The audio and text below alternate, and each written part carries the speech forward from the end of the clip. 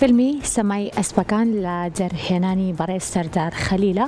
ئەم فیلمە دیارە لە دوای بەرهەمهێنانیەوە بۆتە خاوەنی چەندین خەڵات بوو، بەڵام وەجێ شانازیە کە هەمیشە بینین بەشێک لەم فیلمانە بڵین خەڵکانی خۆشمان واتە خەڵکی شارەکانی کوردستانیشی لێ بێبەش ناکرێت. ئەم فیلمە لە پای ئەوەی کە بەجاری لە چەندین فستیڤاڵی نێودەوڵەتی و فستیڤاڵی دەرەوە کردووە، بەڵام ئەم جارە فیلمەکە بە خۆشحاڵیەوە لە نێو پایتەخت و لە شاری هەولێری ئازیزەوە بۆ بەشێک لە ئامادەبووان نمایش کرا.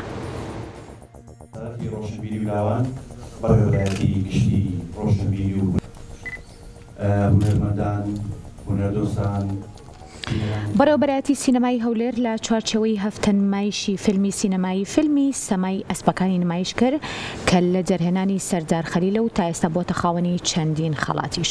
بەڕێوەبەری سینەمای هەولێر دەڵێت فیلمەکە بەرهەمی بەڕێوەبەرەتی سینەمای سلێمانیە و جەرهێنەر و ئەکتەرانی بەشدار لە فیلمەکەش خەڵکی سلێمانین و بە سوپاسەوە لە هەولێر فیلمەکەش نمایشەکرێت.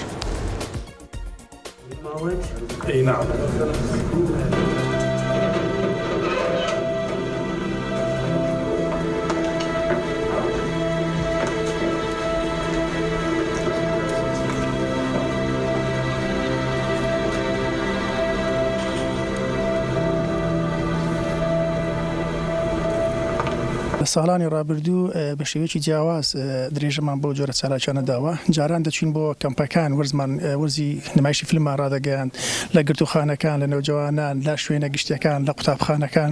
بەڵام ئەم ساڵ بیرمانەوە کردووە بین لە شوێنێکی مۆدێرن چالاکیەکان ئەنجام بدەین کە تایبەت بێ بە شوێنی فیلم.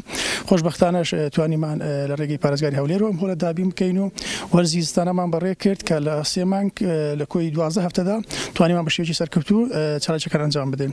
لە ئێستادا وەرزی هاوینەیە وە لە ڕاستی وەرزی هاوینین، ئەمە بەردەوامین هەموو چوارشەمەک شەشی ئێوارە لە هۆڵەکانی پارسینەما فیلم نیشان دەدەین و هەر هونەرمەندێک هەر فیلمسازێک فیلمێکی لە ئاستی باڵادا هەبیت ئێمە دەتوانین پێشوازی لێ بکەین و بێ بەرامبەر فیلمەکەی بخەینە سەر شاشە بۆی.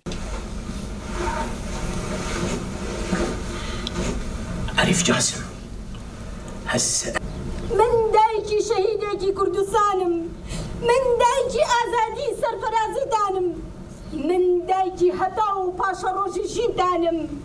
قوربانتان بم، قوربانی داخم و تفەنگتان بم. هیچی لێ بەسەر